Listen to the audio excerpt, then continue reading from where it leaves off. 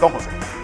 Fernando, bueno, felicidades a Sheila, hombre, se nos pasó. Sí, se nos pasó. Es que vimos a nuestro amigo comiendo tortilla. Entonces, en vez de pastel comen es tortilla. Sí. Bueno, estaban celebrando. Sí, bueno. ¿Quién? Se pasa por acá y aquí hay de todo, puerco, sancocho, de todo. Pueda. Así es. Pero sin fiesta ni nada de eso, de trabajo. Oiga, Fernando, a ver si nos ayuda Noemí con las gráficas. Ayer nos informaron que tuvimos un total de positivos de 92.065 y casos nuevos 728 con 12 personas fallecidas. Si Noemí tiene la gráfica y nos puede ayudar al poner la gráfica.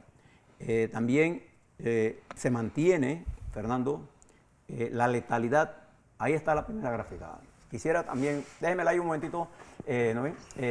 Esta gráfica quisiera también explicársela con mucha particularidad al doctor Pichel, porque le tengo dos gráficas más para que podamos entendernos e invitarlo a que participe con nosotros, porque pareciera que él tiene una explicación sobre esto un poco diferente y la confrontación de estas posiciones nos hará buscar un punto de entendimiento. Fíjese, doctor Pichel, los números que nosotros utilizamos son los números del MINSA. Las curvas matemáticas que usamos son la línea, en este caso que usted está viendo allí, está viendo tres análisis. Un análisis lineal, ahí está, un análisis exponencial, que es la curva azul, y un análisis polinómico de tercer grado, utilizando cálculo diferencial. ¿Y por qué usamos cálculo diferencial, doctor Pichel? Porque el cálculo, usted debe saberlo, tiene dos grandes ramas, el cálculo diferencial y el cálculo integral. El cálculo diferencial nos permite medir el cambio de una variable continua, como esta que está estabilizándose. Y fíjese en las ecuaciones, doctor, usted va a encontrar ahí arriba las ecuaciones y el R cuadrado. Ese R cuadrado no tiene nada que ver con el RT del virus. El R cuadrado lo que nos da a nosotros, cuando se está cerca de 1, nos está indicando a nosotros que estamos cerca de un alto nivel de confianza para decir que la tendencia de esa curva es la que nos indica a nosotros por dónde va la cosa. Es que no solamente eso, sino del grado de relación que tienen todos los inputs que tú estás metiendo en esa curva. Eso entonces, es lo que, cuando llega uno es perfecto. Sí, es decir, y ahora le voy a mostrar la perfección donde se va a dar en la otra curva. Pero fíjese allí, usted que está viendo, que la curva polinómica de tercer grado, con un R cuadrado de 0.82 más otros decimales, le está indicando a usted que la tendencia a los casos es a la baja. Yo puedo decir entonces ahora, con un alto conocimiento de estadística, de bioestadística, doctor, que en Panamá la curva polinómica de tercer grado está indicando con un alto nivel de certeza estadística que vamos a la baja, no aplanada, vamos a la baja. Y eso es un dato importante. Puedo decir además que la curva exponencial se distancia cada vez más y tengo menos probabilidad matemática de que eso pase, y que ya la curva, el crecimiento lineal no me está indicando eso. Entonces la curva polinómica nos está indicando de tercer grado, fíjense la énfasis que le hago, porque hay de segundo grado, nosotros la hemos hecho con varias variables, esta nos está indicando la tendencia actual en casos. Si me pasa la segunda gráfica, aquí vamos a hablar sobre dos temas. El índice de letalidad y el índice de mortalidad. Observe, mi querido doctor, la línea plana abajo.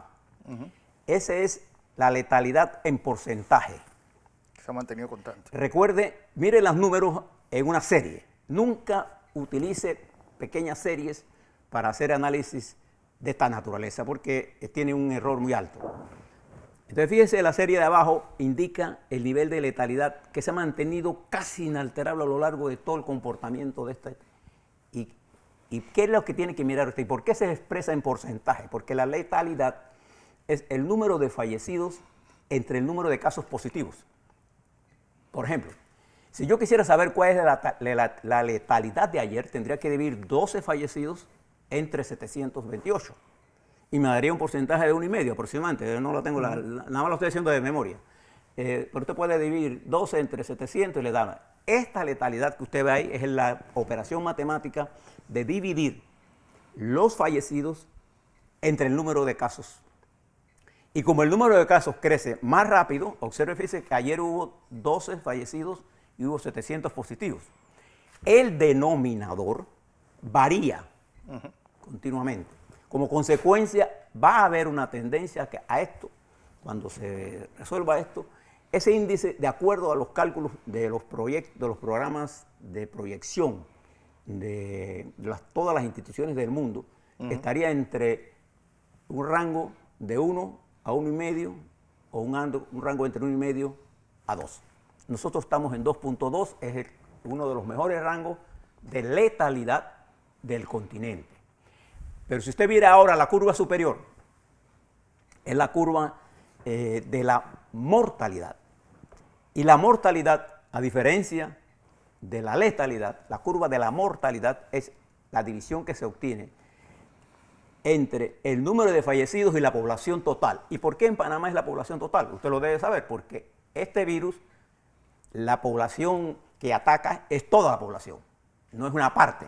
Entonces, como consecuencia, la base es fija, el denominador, doctor, es fijo. En consecuencia, esa curva siempre va a estar en ascenso. ¿Qué nos interesa medir ahora? Y observe allí que la curva polinómica es exactamente igual, con un 99%. Observe, mírela ahí, Fernando, para que usted vea, 99.97.9. En la curva polinómica es exactamente igual al comportamiento de los casos. Yo le puedo decir, por ejemplo, que nosotros ayer teníamos una proyección de fatalidad de 1993 y quedó en 1995. Es decir, la curva, yo puedo decir con certeza estadística, ahora en esa curva en particular de mortalidad, ¿y por qué la mortalidad se expresa así? La mortalidad se expresa, usted la puede hacer en varias formas, ahí está expresada en fallecidos por 100.000 habitantes. Usted la puede hacer por la población total, la puede hacer por 10.000, pero se da por una proporción entre los fallecidos y la totalidad de la población afectada. Usted la puede desaumentar, ahí está por 100.000. Entonces usted se da cuenta que la letalidad está casi estable. Ahora póngame la otra curva, y esta es la curva más interesante. Al medir la mortalidad, sí, ahí está. Fíjense qué belleza de curva. Ahí está ahora sí, todos los fallecidos. Y observe la curva, porque ahora tenemos toda los fallecidos durante el periodo de esta pandemia. Ahí está la curva polinómica y la tendencia lineal. La curva polinómica de esta variable es de 0.71. Yo puedo decir, ahora, fíjese, doctor Pichel, ahí la mortalidad está cayendo a partir del 24 de julio. Entonces uno tiene que preguntarse, ¿qué cosas pasaron el 24 de julio para que esa curva esté en esa tendencia? Porque cada vez que el doctor escribe sobre algo, termina hablando mal contra la hidrocloroquina. Yo, como no tengo ningún problema de hablar de nada de la variable más importante que hay y de sus colegas del 24 de julio a esta parte es el uso más acentuado de la hidrocloroquina en tiempos tempranos. No es la única variable que ha hecho esto. Nuestros médicos internistas y los médicos intensivistas que tienen un cóctel terapéutico para atender esta enfermedad han logrado una gran capacidad de usar los medicamentos adecuadamente y desde el 24 de julio la terapia con hidrocloroquina en tiempos más tempranos ha producido un elemento importante. Y fíjese cómo ha caído la curva, doctor Pichel. Entonces, ¿eso quiere decir que es el único elemento? No. ¿Qué nos falta todavía? Nosotros no tenemos los niveles de mortalidad del año 19 completo, de fallecidos. Por ejemplo, en el 18, que yo sí lo tengo, el 11,7% de las muertes en este país se debían al cigarrillo o asociado al cigarrillo. En esta curva nosotros no podemos decir con certeza si los fallecidos todos se deben al COVID, porque no tenemos un estudio completo sobre los fallecidos y cuál fue la causa principal de ese fallecimiento. Eso es un trabajo que tienen que hacer los epidemiólogos y que viene, por ahí debe venir. Pero cuando usted está diciendo de que en Panamá no hay análisis científico, sí. Me parece que usted está cometiendo un grave error.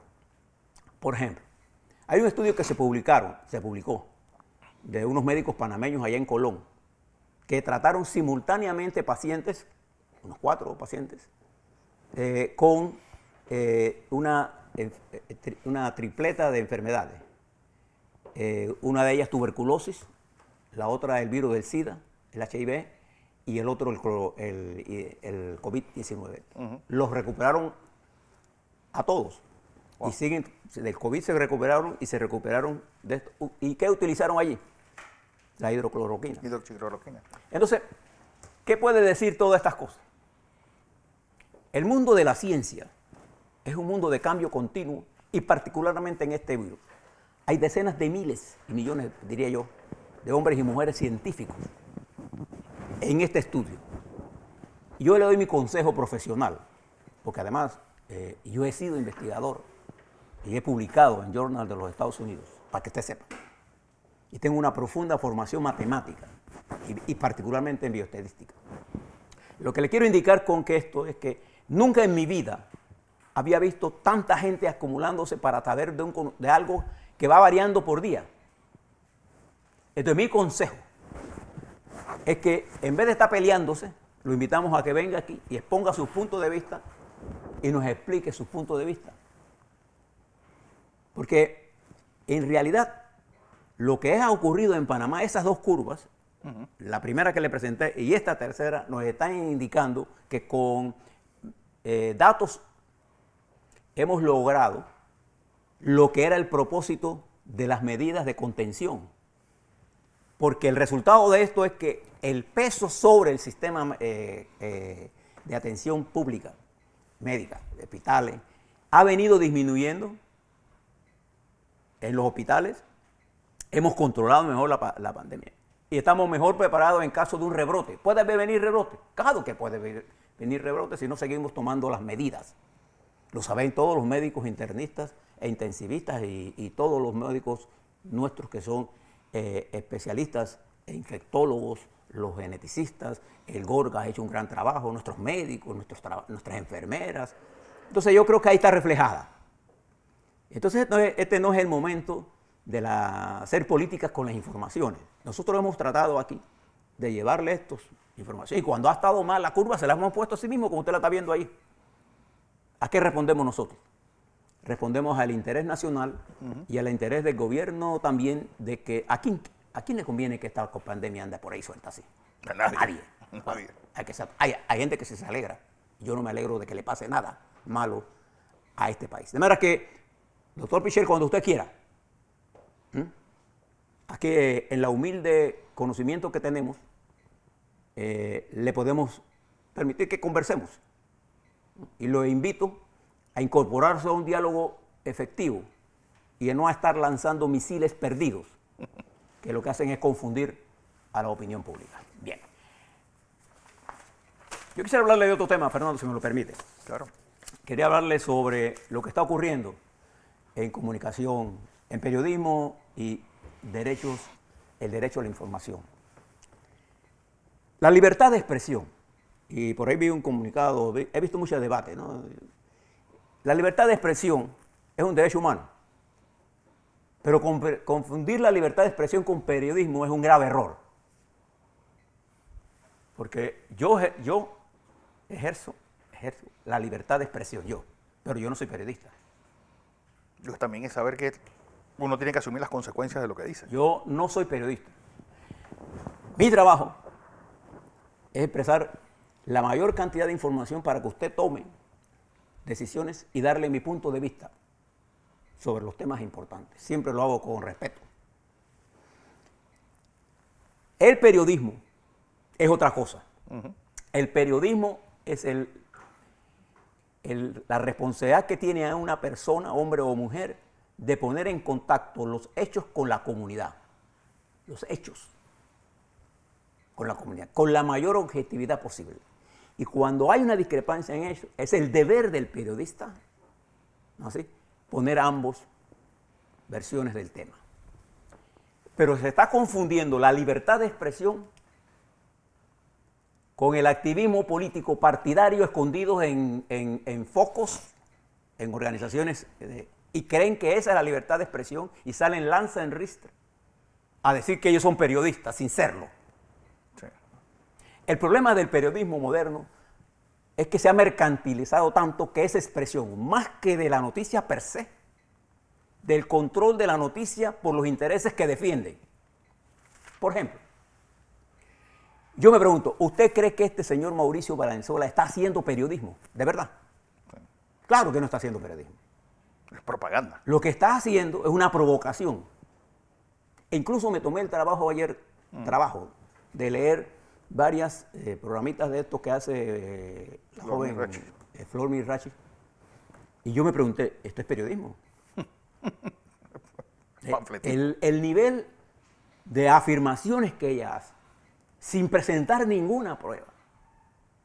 Ninguna. Porque que yo diga, fulano está robando, no quiere decir que yo tenga, como yo sé que está robando. ¿Qué pruebas tengo yo que está robando? La primera información que les llega al cerebro es la que disparan. Entonces confunden. Yo he trabajado con periodistas. Un periodista busca información, detalla.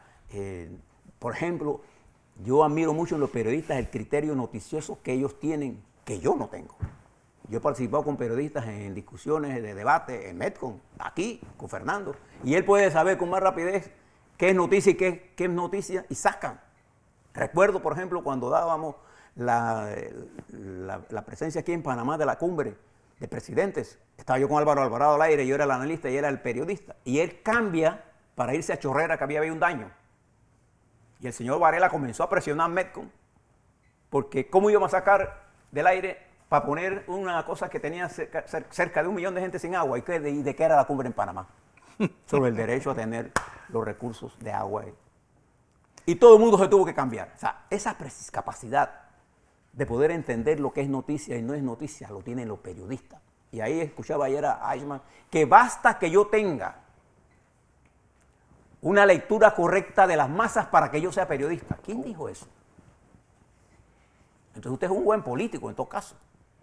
Entonces el periodismo de esta naturaleza se considera que es su deber destruir los partidos políticos porque él es el líder político de verdad. Sí. Esa es la verdad. Que no solamente eso, José, sino que usan una estrategia que es muy utilizada por las personas que hacen scratches, llamada la mota del Castro. ¿Qué significa eso?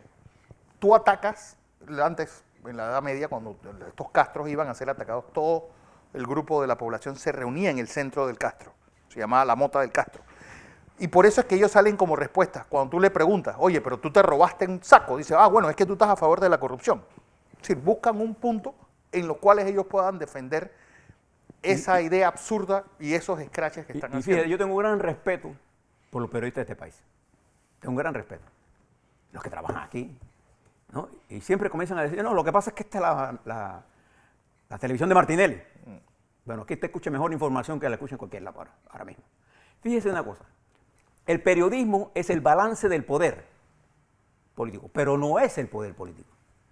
Aquí lo que pasa es que, por ejemplo, por muchos años, el periódico La Prensa de verdad se creyó que él era el fiscal y el juez de las acciones políticas. Y como consecuencia actúa así, para defender los intereses de quien ellos tengan que defender. Si usted mira todo este grupo de Movín, Foco, todos son un solo grupo que representa un determinado nivel de interés. Lo que tiene la intención es de restringirnos a nosotros en una lucha que no tiene ninguna sustancia. ¿Y por qué ha pasado esto en Panamá? Porque los partidos políticos han dado espacios para que los llamados influencers sustituyan el debate correcto, el debate profundo, el debate de las ideas. Y han permitido, ¿no?, que por esta campaña de deterioro los menos capaces surjan y los más capaces tienden a sumergirse porque el talento tiene esa parte de su virtud. Él no está discutiendo tonterías. Yo no me voy a poner en discutir con un señor Valenzuela cuyo bagaje intelectual de lo que hace y dice me dice a mí quién es.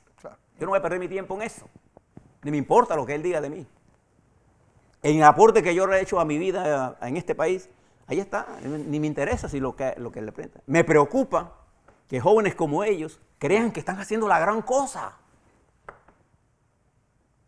Y lo que están haciendo es el daño terrible a un proceso. Si usted quiere mirar esto, mire lo que está pasando en los Estados Unidos con la manipulación que el propio presidente está haciendo y las acusaciones que hace contra los medios de comunicación en forma permanente.